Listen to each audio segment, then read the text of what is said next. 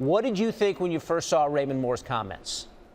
I obviously thought it was a very curious timing for him to say something like that when you compound his words with the fact that it was the Indian Wells tournament, which just last year Serena returned to, and now you see Venus, her first year back after the racism that occurred there 15 years ago. So now on top of that, you've got this year's event and the CEO of that same event issuing statements and words that in only way you can interpret them are from a sexist viewpoint about how Indian Wells possibly runs that tournament. It calls into question a lot of things when you look at how Indian Wells might operate that tournament. And as you mentioned, the power structure at the top of tennis and who in these days is looking out for the female athletes and for the women within the WTA.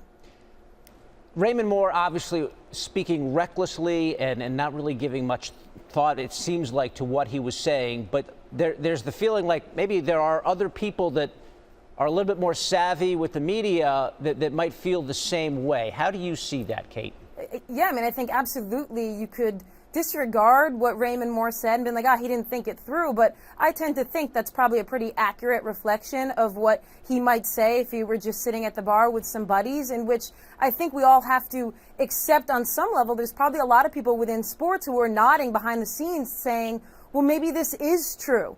And I think that what that leads you down the road is, okay, if it is true, if people really do believe this, well, then why? Why are we in a position now where male tennis players and the men on the tennis tour are making more money and supposedly drawing more fans? If you believe that, and that's an argument that you can say whether or not you even believe it, well, there's a lot of factors that go into why that may be true, like media coverage and sponsorship money. There's a lot that funnels upward that makes and leads us down the path of who is interested in men's tennis. So I don't think it's the best case scenario here to just dismiss Raymond Moore's words and be like, oh, those make no sense whatsoever. The better place to be is, okay, why do people think this if they believe this?